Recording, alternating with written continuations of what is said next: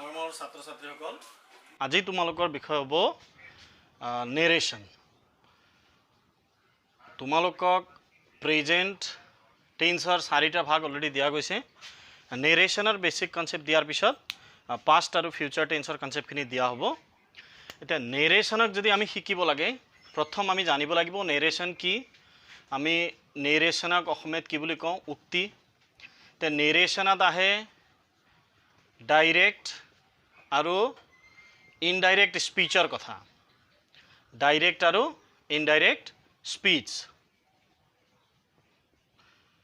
পৰীক্ষাত দিব তোমালোকক ডাইৰেক্টৰ পৰা ইনডাইৰেক্টলৈ সলনি কৰা, নহ'লে ইনডাইৰেক্টৰ পৰা ডাইৰেক্টলৈ সলনি কৰা। এতিয়া নেৰেশ্যনৰ ডাইৰেক্ট টু ইনডাইৰেক্ট কৰিব যাওঁতে আমি প্ৰথমতে জানিব লাগিব ভাৰ্বৰ বিষয়।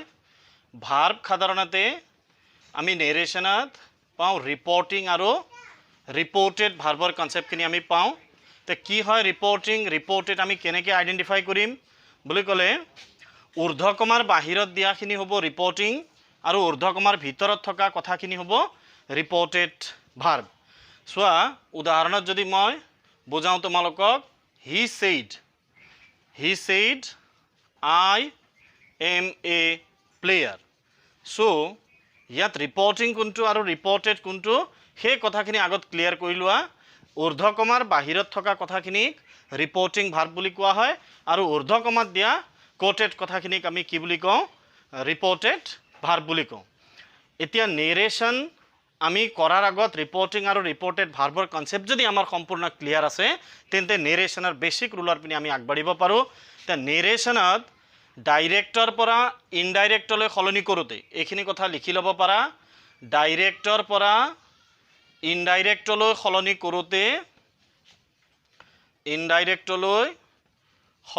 কৰোঁতে ৰিপৰ্টেড ভাৰ্বৰ ক্ষেত্ৰত 3 ধৰণৰ সাল সলনি কৰা হয়। অৰ্থাৎ ঊৰ্ধ্বকমাৰ ভিতৰত 3 ধৰণৰ সাল সলনি কৰা হয়। নম্বৰ 1 টেন্স, নম্বৰ 2 প্ৰনাউন আৰু নম্বৰ 3 টাইম এণ্ড প্লেচ। 1ত প্ৰনাউন ৰাখিব পাৰা তোমালোকে, টেন্স, প্ৰনাউন আৰু টাইম এণ্ড প্লেচ। এই 3 ধৰণৰ সাল সলনি ৰিপৰ্টেড ভাৰ্বৰ ক্ষেত্ৰত অৰ্থাৎ ঊৰ্ধ্বকমাৰ ভিতৰত 3 ধৰণৰ সাল সলনি কৰা হয় ডাইৰেক্টৰ পৰা ইনডাইৰেক্টলৈ সলনি কৰোঁতে। ইয়াত তোমালোকে মন কৰিবলগীয়া কথাটো হ'ল কি চোৱা, লিখি ল'বা এই কথাখিনি লিখাৰ পিছত ডাইৰেক্টৰ পৰা ইনডাইৰেক্টলৈ সলনি কৰোঁতে 3 ধৰণৰ সাল সলনি কৰা হয় বুলি লিখাৰ পিছত তোমালোকে ষ্টাৰ মাৰ্ক মাৰি লিখিবা ৰিপৰ্টিং ভাৰ্ব যদি প্ৰেজেণ্ট বা ফিউচাৰত থাকে, তেন্তে টেন্স সলনি নহয়। ইয়াত চোৱা মই উদাহৰণ লিখিছোঁ হি said I am a player. ইয়াত ৰিপৰ্টিং ভাৰ্ব হ'ল হি ছেইড ভাৰ্বটো পাষ্টত আছে। এতিয়া মই ইয়াত লিখিছোঁ চোৱা ৰিপৰ্টিং ভাৰ্ব যদি প্ৰেজেণ্ট বা ফিউচাৰত থাকে ঊৰ্ধ্বকমাৰ ভিতৰত সাল সলনি নহয়। যদি এনেকৈ যদি লিখি দিওঁ হি ছেইজ আই কেন হেল্প ইউ, ইয়াত ৰিপৰ্টিং পালোঁ আমি প্ৰেজেণ্ট টেন্সত। এই 3 ধৰণৰ সাল সলনি কম্পালচৰি হয় যদিও ৰিপৰ্টিং ভাৰ্ব অৰ্থাৎ ঊৰ্ধ্বকমাৰ বাহিৰত যদি প্ৰেজেণ্ট টেন্স থাকে তেন্তে ভিতৰৰ টেন্স সলনি কৰিব নোৱাৰা, অন্যথা তোমালোকৰ টেন্স সলনি হ'ব। পৰীক্ষাত চাই ল'বা ৰিপৰ্টিং ভাৰ্ব প্ৰেজেণ্ট টেন্সত আছে, পাষ্টত আছে নে ফিউচাৰত আছে। যদি প্ৰেজেণ্ট টেন্সত দেখা পোৱা প্ৰনাউন আৰু টাইম এণ্ড প্লেচ সলনি কৰিব পাৰা, টেন্স কিন্তু একে ৰাখিব লাগিব। আদাৰৱাইজ যদি পাষ্টত থাকে, যদি ছেইড পোৱা, আস্কড পোৱা, তেতিয়া কিন্তু টেন্স সলনি কৰিব লাগিব। এতিয়া এই যে 3 ধৰণৰ সাল সলনিৰ কথা কৈছোঁ এই কথাখিনি আগত আমি ক্লিয়াৰ কৰি লওঁ। চোৱা কি ধৰণে আমি মনত ৰাখিব লাগিব। নম্বৰ 1ত মই দিলোঁ টেন্স তোমালোকে লিখি ল'বা প্ৰেজেণ্ট ডাইৰেক্ট বুলি লিখা, ডাইৰেক্ট আৰু ইনডাইৰেক্ট বুলি লিখি এই টেবলটো ক্লিয়াৰ কৰিবা, বাই হাৰ্ট কৰিবা, তেতিয়া নেৰেশ্যন বুজাত সহজ হ'ব। প্ৰেজেণ্ট ইনডেফিনিট টেন্স হ'লে হ'ব ইনডাইৰেক্টত, past indefinite tense, present continuous tense থাকিলে হ'ব পাষ্ট কণ্টিনিউৱাছ। ঠিক তেনেদৰে প্ৰেজেণ্ট পাৰফেক্ট আহি হ'ব past perfect, present perfect continuous, past perfect continuous,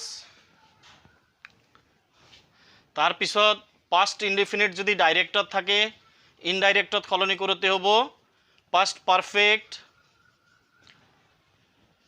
past continuous যদি ডাইৰেক্টত দেখা পোৱা লিখিবা past perfect continuous, মনত ৰাখিবা যদি ডাইৰেক্টত past perfect থাকে তেন্তে ইনডাইৰেক্টতো past perfect হ'ব, ইয়াৰ কিন্তু সলনি নহয়। সাধাৰণতে পৰীক্ষাত খুব কম দিয়ে past perfect continuous tense থাকিলেও past perfect continuous tense হ'ব।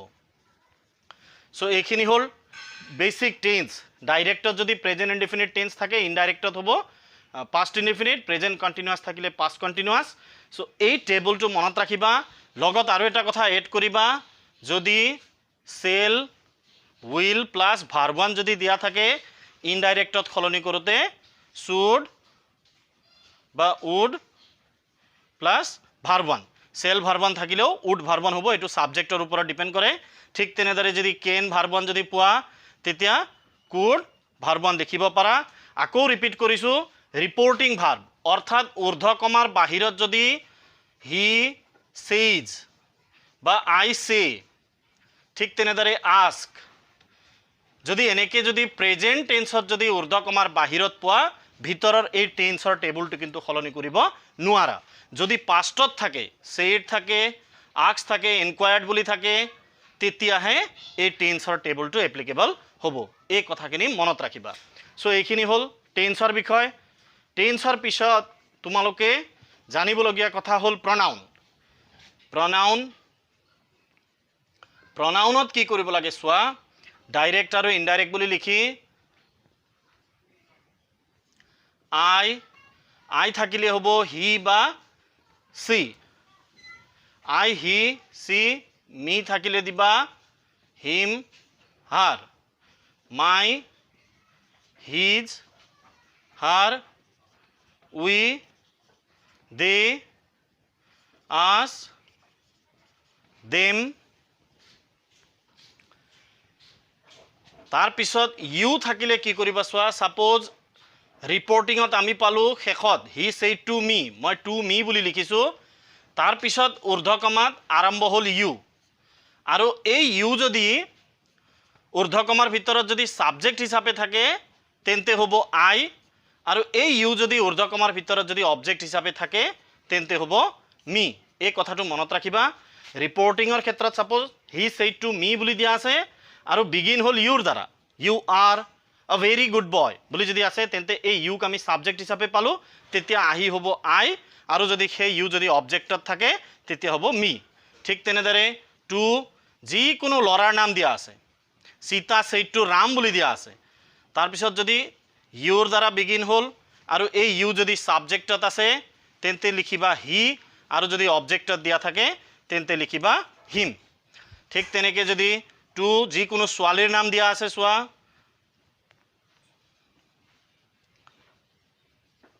ঊৰ্ধ্বকমাৰ ভিতৰত মই ইউ দিলোঁ, সাবজেক্টত যদি থাকে তেন্তে লিখিবা সি, আৰু যদি অবজেক্টত থাকে তেন্তে লিখিবা হাৰ।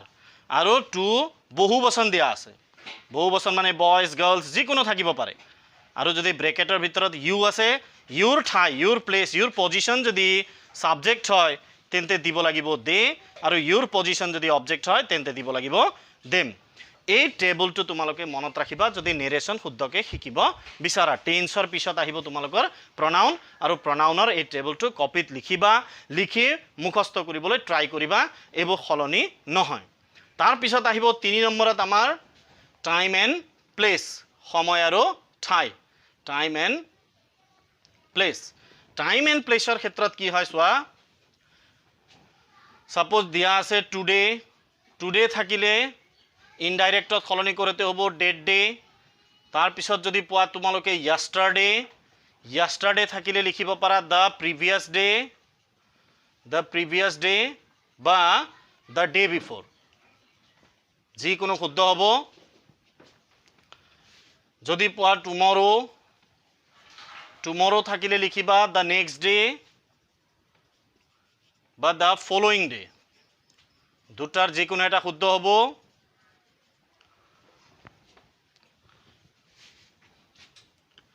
ঠিক তেনেদৰে চোৱা যদি হিয়াৰ থাকে দিব পাৰা দেয়াৰ নাও থাকিলে দেন ইট থাকিলে ইটো ৰাখিব পাৰা ডেটো দিব পাৰা দিছ ডেট আৰু দিছ থাকিলে কেতিয়াবা দোজ হয় সো এইখিনি হ'ল টাইম এণ্ড প্লেচ এই কথা তোমালোকে মনত ৰাখিব লাগিব মুখস্থ কৰিব লাগিব যদি নেৰেশ্যন শিকিব বিচাৰা এইখিনি হ'ল ৰিপৰ্টিং ভাৰ্বৰ ক্ষেত্ৰত ৰিপৰ্টিং ভাৰ্বৰ ক্ষেত্ৰত যদি past tense থাকে অৰ্থাৎ past verb যদি দিয়া থাকে তেতিয়া ঊৰ্ধ্ব কমাৰ ভিতৰত আমি টেন্স সলনি কৰিব পাৰো আৰু যদি ৰিপৰ্টিং ভাৰ্বত যদি প্ৰেজেন্ট ফিউচাৰ বা পাষ্ট যিকোনো দিলেও আমি টাইম এণ্ড প্লেচ প্ৰনাউন আৰু প্ৰনাউন সলনি কৰিব পাৰো টেন্স কিন্তু একে ৰাখিব লাগিব সো এই তিনিটা টেবল তোমালোকে মনত ৰাখিবা ইয়াৰ পিছত চোৱা তোমালোকৰ নেৰেশ্যন আমি ৰুল হিচাপে কেনেকৈ শিকিম যদি আমি নিয়ম হিচাপে মনত ৰাখিব লাগে কেনেকৈ ৰাখিম মই এতিয়া যদি সেন্টেন্সক ভাগ কৰো আমি পাওঁ বাক্য Number 1 assertive Number 2 interrogative Number 3 imperative Number 4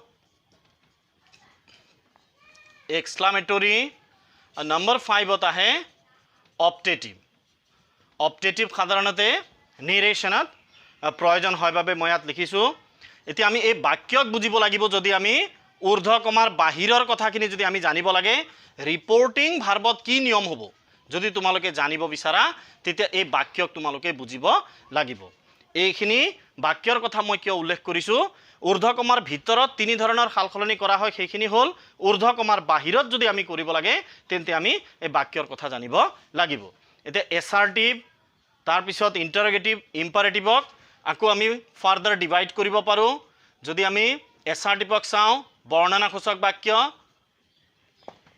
affirmative আৰু নিগেটিভ হয় সূচক আৰু নহয় সূচক এছাৰ্টিভত পৰে ডিক্লেৰেটিভ বুলিও কোৱা হয় ইয়াক ইন্টাৰোগেটিভক আমি দুটা ভাগত ডিভাইড কৰিব পাৰো নেৰেশ্যনক বুজিবৰ কাৰণে ইয়েছ নো আৰু WH ঠিক তেনেকৈ ইম্পাৰেটিভক দুটা ভাগত ভাগ কৰিব পাৰো লেটাজ আৰু সিম্পল এক্সক্লামেটৰীৰ ডিভিজন নাই তাৰ পিছত থাকিল অপটেটিভ এই বাক্যখিনিক চোৱা এছাৰ্টিভ বৰ্ণনাসূচক বাক্য হয় সূচকো হ'ব পাৰে নহয় সূচকো হ'ব পাৰে ইন্টাৰোগেটিভ সেন্টেন্স ইয়েছ নো আৰু WH ইয়েছ নো মানে হ'ল যি সেন্টেন্স যি প্ৰশ্ন অক্সিলাৰি ভাৰ্বৰ দ্বাৰা আৰম্ভ হয় 24টা অক্সিলাৰি ভাৰ্বৰ দ্বাৰা যদি প্ৰশ্ন আৰম্ভ হয় আমি তেনেকুৱা ইন্টাৰোগেটিভ সেন্টেন্সক ইয়েছ নো ইন্টাৰোগেটিভ বুলি কওঁ কাৰণ তাৰ উত্তৰ দিওঁতে আমি ইয়েছ বা নোৰ দ্বাৰা আমি দিব পাৰো আৰু WH শব্দৰ দ্বাৰা যদি প্ৰশ্ন আৰম্ভণি হয় তেন্তে WH ইন্টাৰোগেটিভ বুলি কোৱা হয় ইম্পাৰেটিভ লেটাজ আৰু সিম্পল ইম্পাৰেটিভত